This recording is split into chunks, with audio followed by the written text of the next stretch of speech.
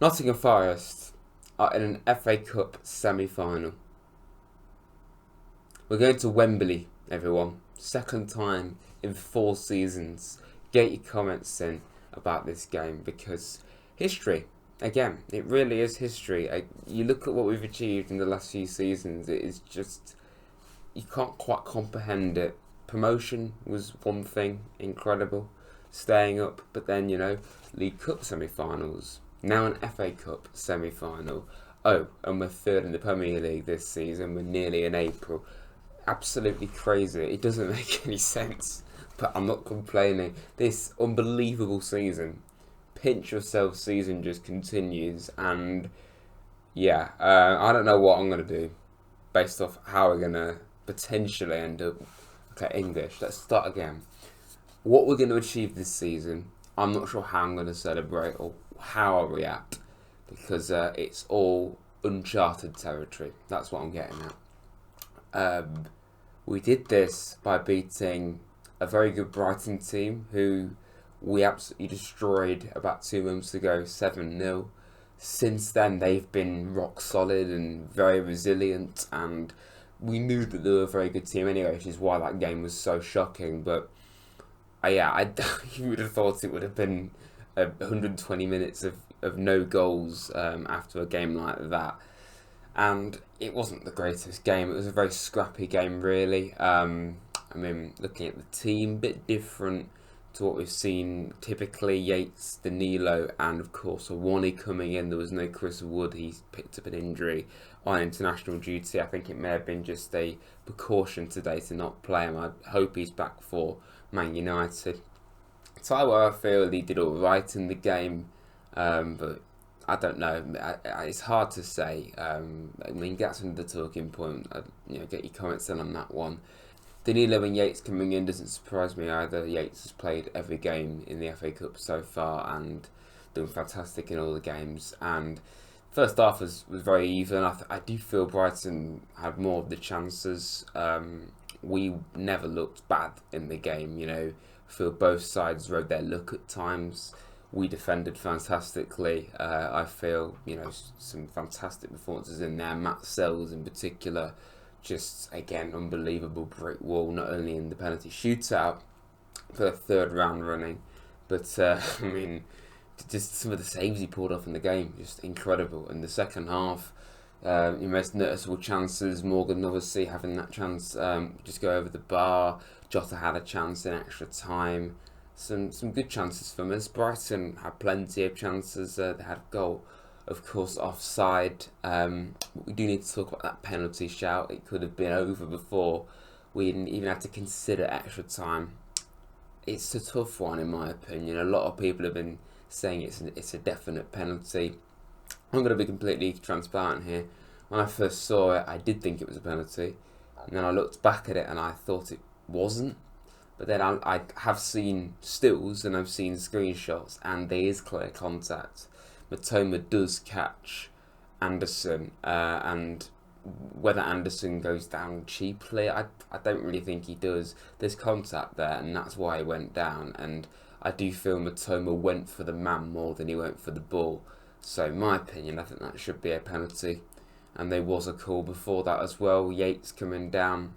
I'm not so sure about that one. I need to see that again. I've only seen it twice. So strong arguments that we could have had at least 1 or 2 penalties in that second half, and we wouldn't even have been here talking about penalty shootouts. But yeah, I feel the game ended up panning out in the way we probably expected, because we knew it was probably going to be a tight game.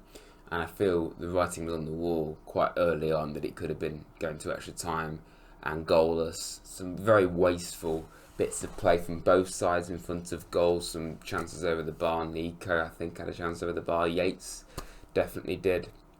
So quite wasteful in front of goal. Lots of just nearly moments, really. And, that's not amazing to watch. It's not great. But I don't think Forest at all, it was like lucky. I think either side it was an evenly matched game. For whoever won probably deserved to win. I don't really feel either side were at their best. So I don't think it was like a case of, oh yeah, we got away with one there. I don't think that is a really fair way of looking at it. I feel it was a really hard fought performance. Of course, I've not even mentioned we saved the Langer and Hudson-Odoi. That Liverpool-like tactic that we did at Anfield, where we didn't play with wingers, it was like Anderson and Dominguez out wide. It was quite an unorthodox formation. It was all over the place, especially when Tyro went off. It was all over the place. It was like a Langer in that number 9 role. It wasn't even really that.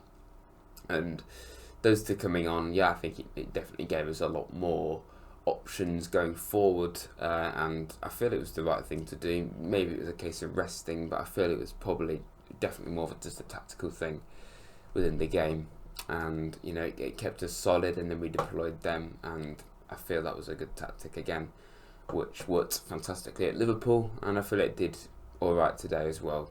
And we've got to mention one thing about the penalties. Obviously, Nico missed his penalty. Matt Sells saving 2. What an unbelievable goalkeeper.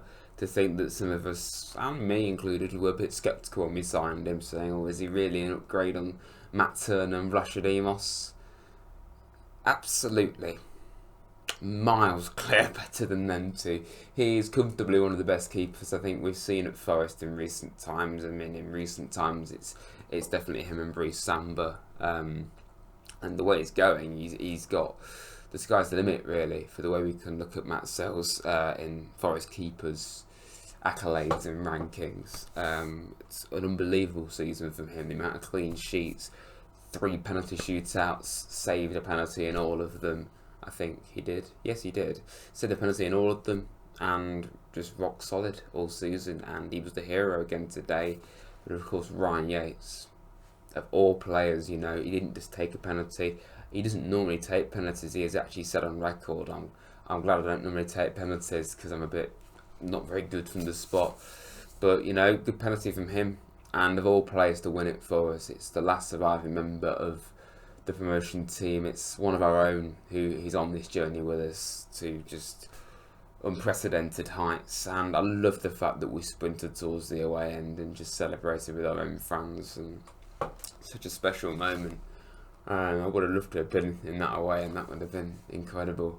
I'm not sure if I'll be at Wembley or not. Obviously, I don't ever normally go to away games, which I'm content with. Only it would be cool to go to the old one. But yeah, of course, if we do get to Wembley and win, there'll be another chance of Wembley. So, just to say, if we get to the final, I'll definitely go to that, which would be incredible. But I'm not sure about the semi-final yet. It's just, you know, logistics, I suppose. But yeah, unbelievable. I can't believe I'm talking about that. If you have enjoyed this, please hit the like button. I don't know how you can have enjoyed it. Like, please hit the like button. Subscribe to Rads. If you're new to the channel, please become a member as well. Support the channel, you know. Celebrate by supporting Rads. You know, it makes sense. I don't know what else to say. I'm delighted with that. FA Cup semi-finalists, the most open FA Cup semi-finals and quarter-finals I think I've ever seen, with an underperforming Man City as the only alleged Big Six side left, and Aston Villa in the Champions League. That's about as big as it gets, and we're the highest ranked team for the 4th round running. It's the stuff of dreams. It really is. There's a major opportunity here to do something extremely special. I'm waffling. Thanks for watching. Up the Reds.